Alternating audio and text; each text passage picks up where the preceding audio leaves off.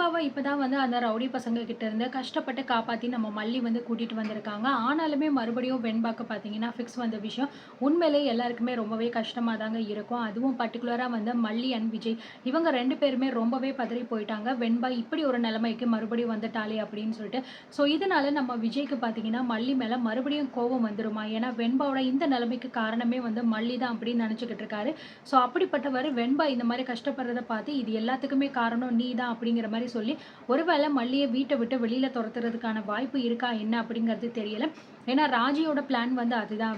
நம்ம விஜய்க்கு வந்து மல்லி மேல ஒட்டுமொத்தமா வெறுப்ப உண்டாக்கணும். ஸோ அவனே வந்து இவளோட கழுத்த பிடிச்சு வெளிய தள்ளி, இதுக்கப்புறமும் உனக்கும் எனக்கும் எந்த சம்மந்தமும் கிடையாது அப்படின்னு தான் வாயாலேயே வந்து விஜய் வந்து மல்லிய பார்த்து சொல்லணும் அப்படிங்கிறது தான் நம்ம ராஜியோட பிளான். அதுக்காக தான் அவ வீட்டுக்குள்ளேயே உட்காந்துட்டு பலவிதமான சகுனி வேலைகள் எல்லாமே பார்த்துக்கிட்டு இருக்கா.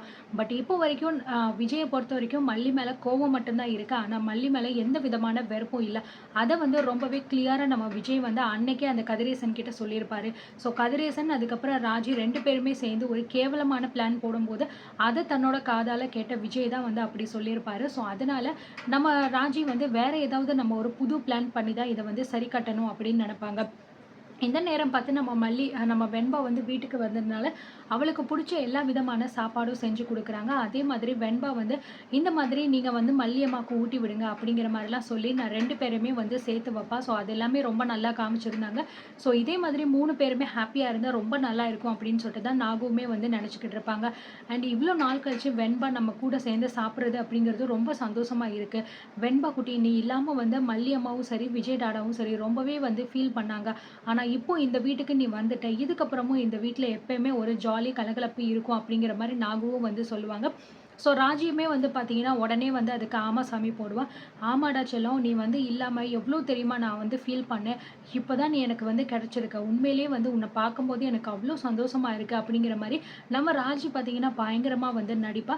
ஸோ அதுக்கப்புறம் வந்து சாப்பிட்டு முடிச்சதுக்கப்புறம் நம்ம விஜய் வந்து தனியாவும், மல்லி தனியாவும் தானே இருக்காங்க. இந்த மாதிரி நடந்ததுனால. அதனால நம்ம வெண்பா பார்த்தீங்கன்னா, "என்ன மல்லிமா எதுக்காக நீங்க இப்படி தனியா இருக்கீங்க? எப்பயுமே நம்ம ஒண்ணா தானே தூங்குவோம். அப்புறம் ஏன் இங்க இருக்கீங்க?" அப்படின்னு சொல்லும்போது, மல்லிக்கு என்ன சொல்றதுன்னே தெரியாது.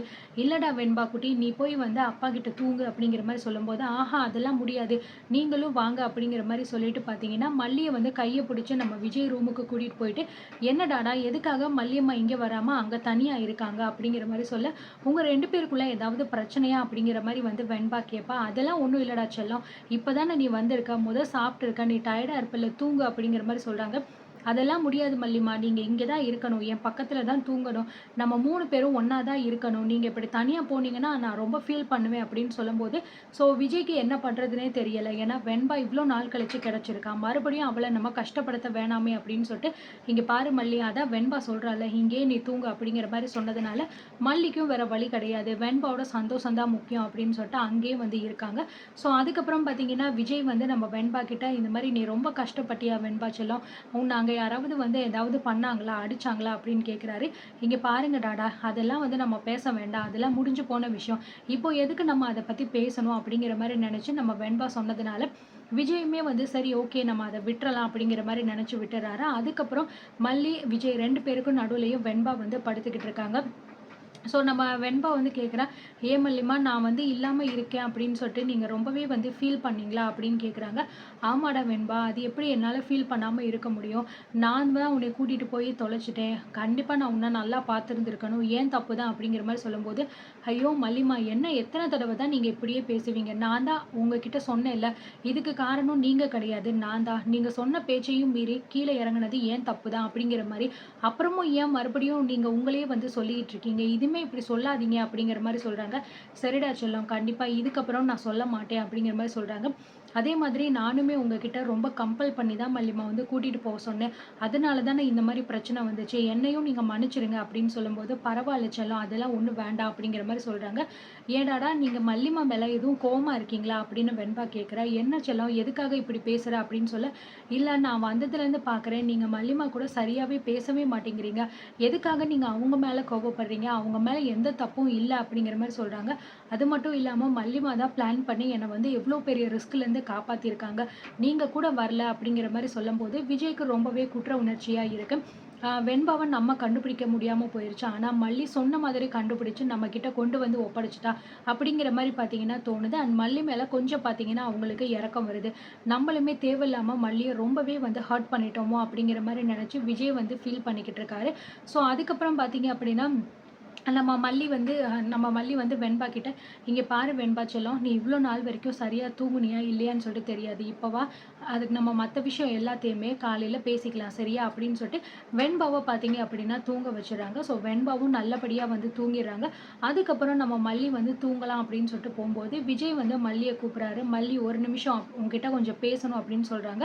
ஸோ விஜய் பேசணும்னு சொன்னோனே நம்ம மல்லியும் வந்து, "சொல்லுங்க என்ன விஷயம்?" அப்படின்னு சொல்லும்போது, என்ன மன்னிச்சிடு மல்லி" அப்படிங்கிற மாரி சொல்றாங்க. "ஐயோ! விஜய் எதுக்காக நீங்க இப்படி பண்றீங்க?